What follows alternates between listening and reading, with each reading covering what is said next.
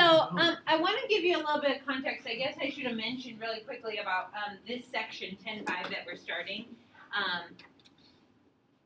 It is used in probability, but what we're actually doing in some of these problems, like some of these basic things we're going to be talking about today with permutations and the fundamental counting principle, we can use them to help us calculate probabilities, but what we're actually learning today and tomorrow is how to count things. So like up until this point, most of our counting is just like as we would normally count, 1, 2, 3, 4, 5. But as we study probability, you can have scenarios where there's too many things to count. Like what if I had way more stuff than 3 shirts, 2 shorts, and 2 sandals? I don't want to sit there and make a tree for all of that or list out all the possibilities.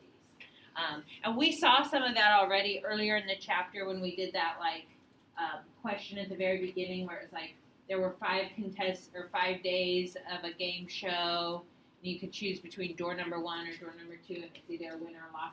Just even listing the ways that someone could win 2 days out of 5 was a lot, right? Okay. So these are ways that we can help count things. And the first one is that fundamental counting principle. Just read through this and make sure this makes sense to you. You can always write it in your own words. You multiply together the number of different events that occur to come up with the total possible outcomes. So Mason's vacation wardrobe is an example of that. There's 3 ways to pick a shirt, 3 ways to pick shorts, and 2 ways to pick shorts and 2 ways to pick sandals. So there were 12 total outfits. Now, what is not included in that counting method is whether or not Mason's outfits look good together. We don't actually know that, right? But I picked some pretty neutral colors and pants, so I'm thinking he could go however. Okay. So let's go ahead and read the first example. I'll let you kind of skim over it first and see if you can come up with a solution there.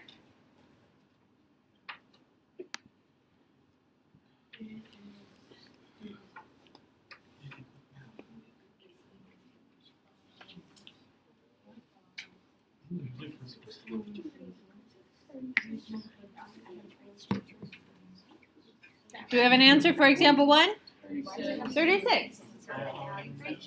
We're taking 4 times 3 times 3, which is 36. Because this is my notes, I'm going to go into a little bit more detail about what's happening here. This is the number of ways to pick a bread. Right? Oh no, that's meat. Number of ways to pick meat. Then this is the number of ways to pick cheese.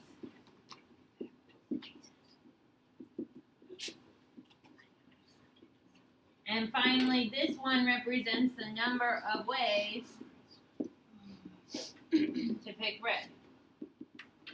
So going back to the definition of the fundamental counting principle, I'm just multiplying all the number of ways there is to do each event. And each event is picking bread, picking meat, picking cheese. Now, what if I said you could make your sandwich and you could do like double meat? What would you change about that then? Yeah.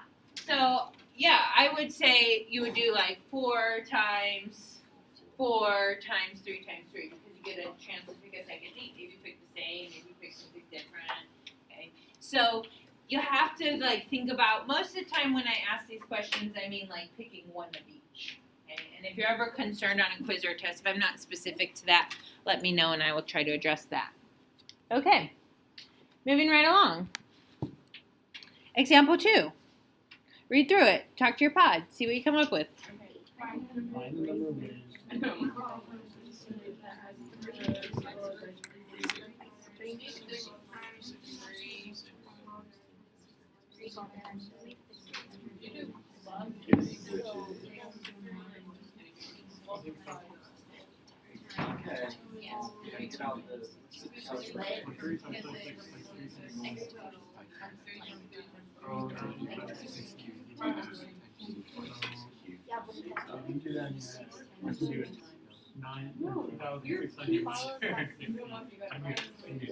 know, but 2,000. Wait, you said.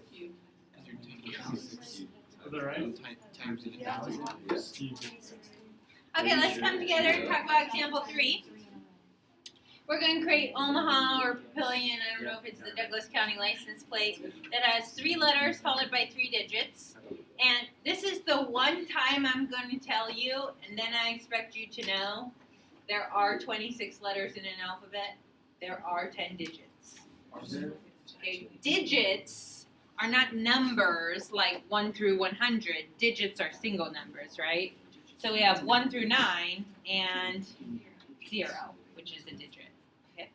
So tell me, what did you guys do to find out the total number of license plates?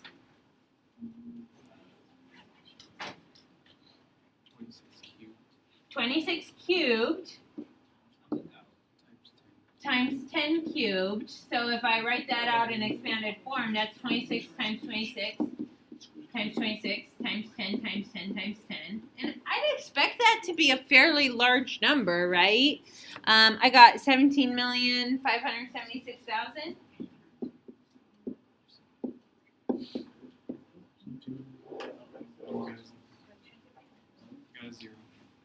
Oh, sorry.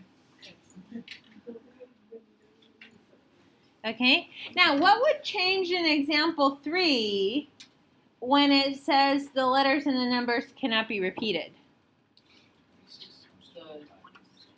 26 times 25 times 24 times 10 times 9 times 8. So I think I get 11,232,000. Does that seem right? Well, it says the letters and numbers cannot be repeated. So if I put an A as my first letter, I can't use A again. So I have one less letter.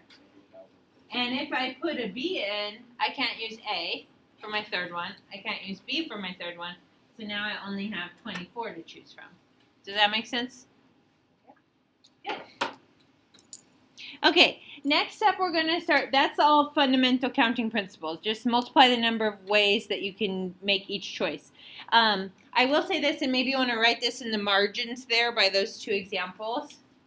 License plates, passwords, usernames, PIN codes, anything where you're like arranging letters and numbers, fundamental counting principle. Multiply the number of ways to pick each one. So if it's like, like if we're creating a vanity plate, that's where you can put a word on your license plate. And let's say it has to have 7 letters in it, that would be 26 times 26 times 26, 7 times. Okay. So that's an example of fundamental counting principle. If I said, what are the number of passwords that could be created with 5 letters and 3 digits, we would be doing fundamental counting principle. Okay, permutations, next up. Go ahead and write this down. The definition of permutations, or what we would describe a permutation as, is it's an arrangement of items in a particular order.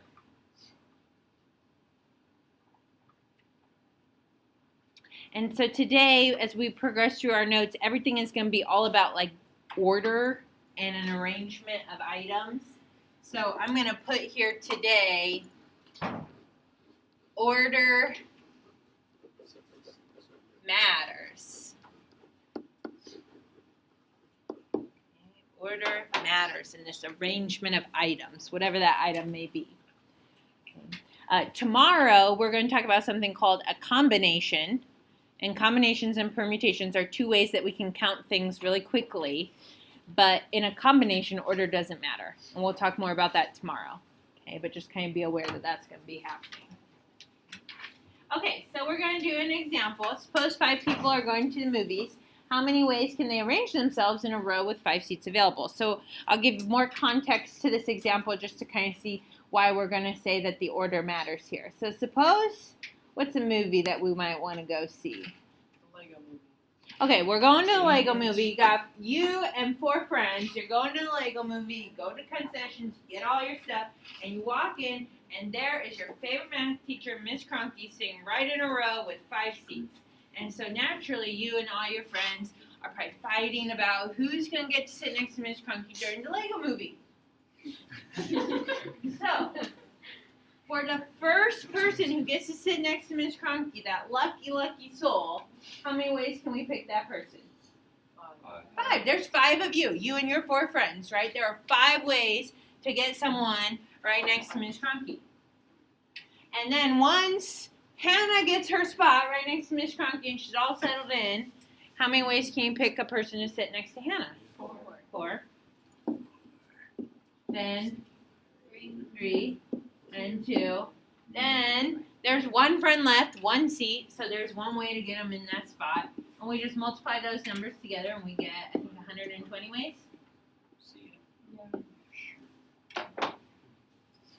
Okay. So then I got another example here. I got the word thanks. I don't think I have the picture here, but it's asking about rearranging the letters in the word thanks. Now, I put in parentheses there that it doesn't actually have to make a word. So like I'm just rearranging, I'm moving T to the back and then I'm moving H to the back. And then I could also like scramble up all these letters so they don't even like really spell thanks at all. Okay. There's 6 different letters in the word thanks. How many different 6-letter arrangements can you make with these letters? How'd you get that, Aiden? Same idea as putting people in the movie seats next to me for Legos, right? If I say, like, think about if you had Scrabble tiles and we gave you the letters that spelled thanks, you have 6 of them, and I just want you to create as many different arrangements of those 6 letters as you can. Well, how many ways can you start your first arrangement? 6, then 5, then 4, then 3, then 2, then 1. So that's 720. Okay, now I think does it say factorial next? Yeah. Yep. Okay, so we as mathematicians, we have a special way to designate this stuff where you do 5 times 4 times 3 times 2 times 1. And 6 times 5 times 4 times 3 times 2 times 1. We call it a factorial. Have you guys ever worked with factorials before, or is this your first time? I don't know. A factorial notation, so I think on yours, I gave you the little exclamation guy, but it looks like an exclamation mark. So in math class, instead of saying 7, like we're really excited, we just say 7 factorial. That's how you read that, with the exclamation mark. 7 factorial. 7 factorial means 7 times 6 times 5 times 4 times 3 times 2 times 1. Now, I'm going to teach you how to use your calculator. So get out a calculator that has, sine, cosine, tangent. It's got to be scientific. It can't be like a simple calculator. Again, I'm teaching you how to use your calculators right now. So I expect you to be typing this stuff in. I'm not telling you how to do it on a quiz or a test. That's your job. Okay, if you're using my little calculators, right next to, it's actually right next, underneath second it says log, and then there's a PRB. Hit PRB. And when you hit PRB, you should see, I think it says NPR, NCR, and then a factorial. Okay, so we're going to get to NPR, and then tomorrow we're going to do NCR. But you want to scroll over to the factorial, but of course you have to type in the number first. I'm sorry, I didn't tell you to do that. So if you want to do 7 factorial in your calculator, type 7. Then go to your PRB menu and grab your factorial. Everybody else needs to be looking around on their keys for exclamation marks or PRBs.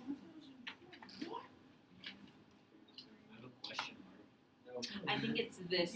So type 7 and then do shift. Does that look like an exclamation mark to you? Did you find yours? Okay. I did not find mine. I think so. Yeah?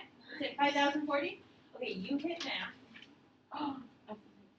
Right underneath the green button, and then you got to scroll over to this PRB menu, and then yours is number 4. You can either hit 4 or scroll down to 4. Did everybody over here find theirs? Exclamation? You found it? Yes, sir? I found exclamation point, but I don't have like the. So you have to do 7, and then where's your exclamation? So that, 540. 5040. Can you guys fill in the other stuff on that one for me while I'm coming around? Yeah. Yes, ma'am? If this is a business one, it may not have probabilities.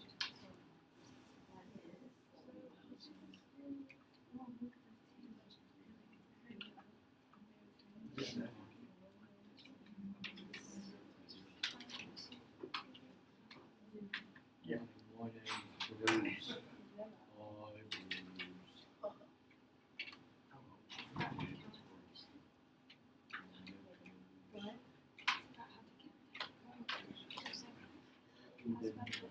blues.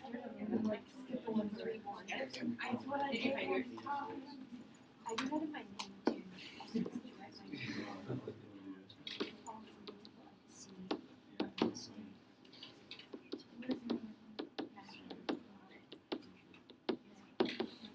What is this one? 40,300. Okay, and what's really interesting, what is 0 factorial? One. Negative. Type it into your calculator if you don't believe me. 0 factorial is equal to 1. Okay, I'm going to talk about that in just a second. So you can kind of look and see if you have everything the same as me up here. Isn't 8 factorial much nicer than writing out 8 times 7 times 6 times 5 times 4 times 3 times 2 times 1? Okay, so mathematicians, I always say by nature, are kind of lazy, so we find new, quick ways to write things, and that's what our factorial button is. Now let's talk about why 0 factorial is equal to 1. Okay, remember that we're talking about arranging items, right? So like before we were going to the movie and there were 5 friends and we needed to arrange them, so 5 factorial. Or we have 6 letters in the word thanks and we need to arrange them. How many ways can I do that? 6 factorial. What if I have 0 items? How many ways can I arrange them? One way, I don't arrange them. I know that's sort of weird, but like that's probably the best, clearest way that I could describe to you why 0 factorial is 1. If there are 0 items, there is one way to arrange them. You don't do anything. Okay. Alright. If there's 1 item, so 1 factorial, how many ways can you arrange it? 1. You just set it up. Okay, so the 0 factorial and 1 factorial are both equal to 1, and that's really important. Okay, moving right along. Oh, the next example, I don't think it's on the bottom of this one. So, shortcut, in how many ways can you arrange 8 shirts in the hangers in your closet? 8 factorial, right? Once you put the first shirt in, you'll have 1 less shirt to hang. So it'll be 8 times 7 times 6 times 5 times 4 times 3 times 2 times 1. But we don't have to write that out every single time. Okay? All right. Flip it over to the back side for me. Okay, on the back side, everything that we did on the front, you know, we started with fundamental counting principle. And fundamental counting principle sort of morphs into this factorial thing where we just take away 1 each time. But sometimes you take away, but you don't use up all your choices. A good example of that would have been that license plate example, right? What if I can't repeat my letters? Then it was 26, 25, 24, but we don't want to go all the way down to 1. We just wanted those 3, okay? So that's where permutations come in. Okay, so we're going to ask the question, how many different 2-letter arrangements can you make with the letters in the word thanks? So instead of using up all 6 letters, I only want to use 2 of the 6 letters. So how many ways can you pick your first letter? 6. How many ways can you pick your second letter? 5. You don't want any other letters, so this would be 30. Okay, so this is kind of like modeling what we saw on the license plate, right? Okay. This idea is a permutation. So permutation is when we don't want to use up all of our choices, and it has a notation. Okay, so the notation for arranging 6 items, which are the 6 letters in thanks, in 2 spots, we're only going to pick 2 of them. Looks like this. A capital P, and then a subscripted 6 and 2. bigger number always goes on the left, smaller number or equal number on the right. The notation for arranging 6 total spots looks like permutation of 6 chosen 2 at a time. So a permutation of 6 chosen 2 at a time means start at 6 and only go down so that you have 2 numbers. Okay, and that equals 30. So how could we do how many different 3-letter arrangements there are for the word things? The 6 P 3. What does that mean? 6 times 5 times 4. But I'm going to teach you how to put this in your calculator. Okay. So in the calculator, if you're using my little calculators or one like mine, you're going to go back to your PBR menu and you're going to find something that looks like NPR. Now you have to type the 6 in first and then get your NPR and then you have to type the 3 in behind it. Well, you could do that, but like imagine, Anna, that I did a problem where I said, how many ways could I choose 20 of 100 things? Then you don't want to do 100 times 99 times 98 times 97. Okay, so I'm doing easy problems, but there's a benefit to this when the numbers are bigger. Okay, so we want in our calculators for it to look like 6 NPR3. And it should give us, what will that be, 4120? Okay, let me know if you can't find that in your calculator. You can't get it to work.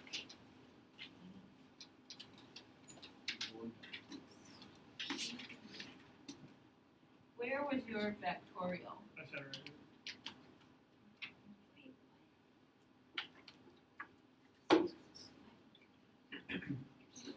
Annie, did you find yours? Oh, I can see it now. It was too dark.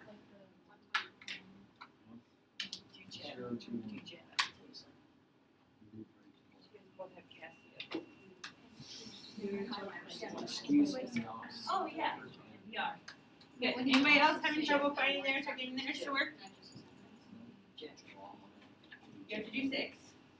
And then, oh, is your NPR? Oh, NPR. So you want the blue one. So you do second for NPR tomorrow, you'll do the third. And then take 6. You go to math again, we have to take 6 first. Go to math, go to the probability menu, and pick NPR. Found yours? Anybody else having trouble finding theirs? Okay. So now we're going to put this in context of like what the notation is and how we're going to read it. We're not going to say 6P3. We're going to call it a permutation of 6 items chosen 2 at a time. Okay. So a permutation of n items is going to look like NPR, or sorry, not NPN. Because if we're doing a permutation of n items, we're saying use all of them, right? And if you use all of them, how many choices will you have at the very end? Well, like on the last choice. You'll have one thing remaining, right? So if you use up all your choice, if you're doing a permutation of all the items, you're really doing a factorial. Okay? So this would be n factorial. These things are the same. When you're doing problems, I don't care if you do a permutation of 5 items chosen 5 at a time, or if you do 5 factorial, you're going to get the same answer of 120. Okay? It's really important that you know how to use the permutation for n items taken r at a time. Don't use all choices. So this is like, we only want to pick 3 letters for our license plate, but we can't let them repeat. Or we only want to pick 2 letters from the word things. Okay? So if we're doing a permutation of n items taken r at a time, that's going to be NPR, like you're seeing in your calculator. You read that as a permutation of n items chosen r at a time. So if we put numbers in there, a permutation of 6 items chosen 2 at a time. Okay. And the formula for this is n factorial divided by n minus r factorial.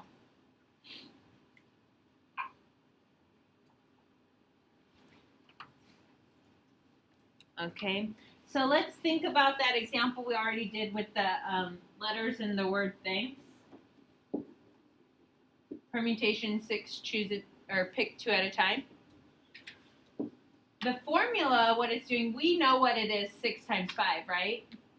Here's what the formula is. 6 factorial over 6 minus 2 factorial, which is 6 factorial over 4 factorial, which is 6 times 5 times 4 times 3 times 2 times 1, all over 4 times 3 times 2 times 1. And all of these guys cancel. The answer is 30. We already know that, right? 30. Oh, yeah. Okay, so you don't have to do the full formula. You're just going to be using your calculator, but I do want you to know where the formula, what the formula is, how it works. It's got factorials in it. And we're going to talk about formulas again tomorrow when we do combinations. Okay. So let's just do some other examples of permutation.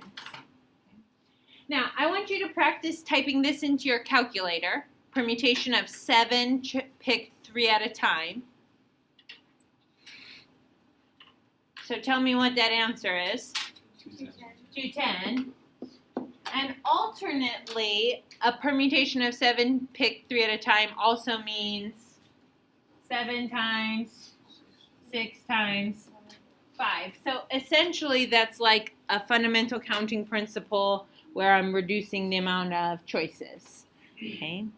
So now just use your calculators and let's do those other 2 permutations. Permutation 10, pick 4 at a time. Give me an answer when you get it. 5,040. And what about permutation 9, pick 5 at a time? 15,120. We agree with those? Okay, everybody's calculator's working for permutations. So we need to know. Okay. Now, we'll have a few other examples that we'll run through real quick here. So, suppose there's 8 final contestants for prom king and prom prince, and let's say they come from the same pool of people, right? So there's 8 people, one person's going to be crowned the king, one person's going to be crowned the prince. How many possible outcomes are there for prom king or prom prince? Well, if you had the choice to be king or prince, which would you choose? King, right? So order matters. You'd like to be picked first because that probably means you got the most votes, right? And you want to be the most votes. So order matters here, which means if we want to use a shortcut, we could call it a permutation. How many total items do we have to choose from? 8. How many are we picking? 2. So we can write this out as a permutation of 8 people chosen 2 at a time.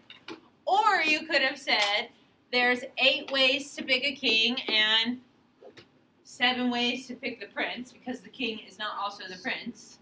And either way you do that, you're going to get 56.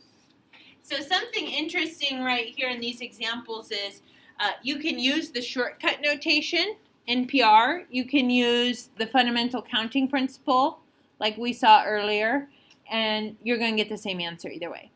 So both of them are right. Okay. There are 6 students running a race in PE. In how many ways can the 6 students finish first, second, and third? What would you do there? A permutation of 6 items picked 3 at a time. And that will come out to be 120. So there's 120 different ways for people to finish first, second, third. And remember, does order matter there? Yeah. You know, if Izzy, Chloe, and Anna are running a race, if they come in that order, that's different than Anna, Chloe, Izzy, right? Who's first, who's third, etc. Okay. Last example, Rihanna and Hannah are auditioning for a part in the school play. There are 15 people auditioning, and the order of their auditions will be chosen at random. Find the probability that Rihanna auditions first and Hannah auditions second. Okay, so this question is changing, right? We're talking about probability. So I'm going to use my probability notation. The probability Rihanna is first. Hannah is second.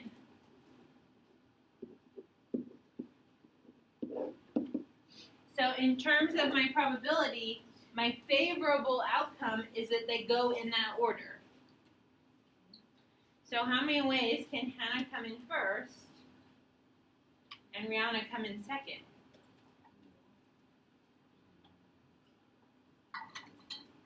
One is what we would probably think, but what about the other 13 people?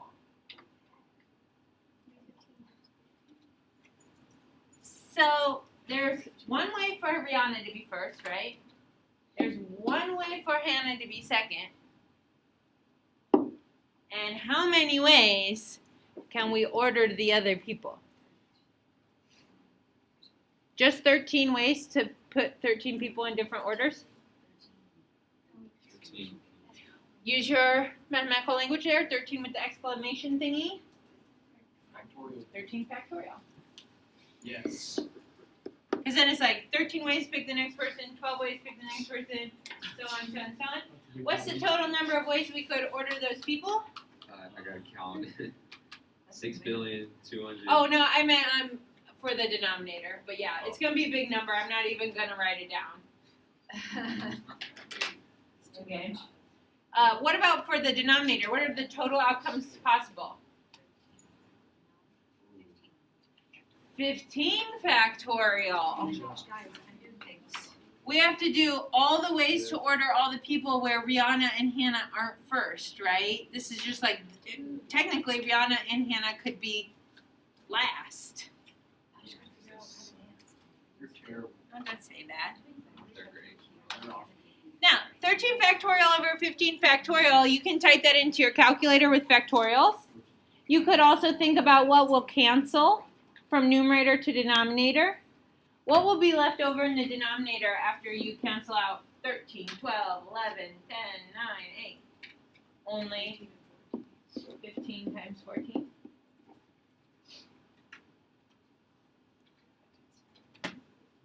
And what is that? 1 over 2. Sorry, what? 210? Yeah. 1 over 210. Now, there's other ways for you to do that problem and get the same answer. You could have done 1 times 1, thinking about there's one way for them to go first. You could have done a permutation of the 13 people pick 13 at a time, divided by a permutation of 15 pick 15 at a time. Or you could have done one way to pick Hannah and Rihanna first and second, and then a permutation of 15 pick 2 at a time. Because we really only care about the first 2, we don't care about the last 2. Those are all going to give you the same answers, right? Because this one's just going to be 15 times 14. So the weird thing as we progress is you can think about it, Elise might think about it like a factorial, Jacob might think about it like a permutation, and we're going to get the same answer if we set it up correctly. You got a homework assignment. It's on the bottom of that pink sheet. It's on your gold sheet. Do that homework so you can check it tomorrow. You guys did awesome. If you're interested, you can take a whole class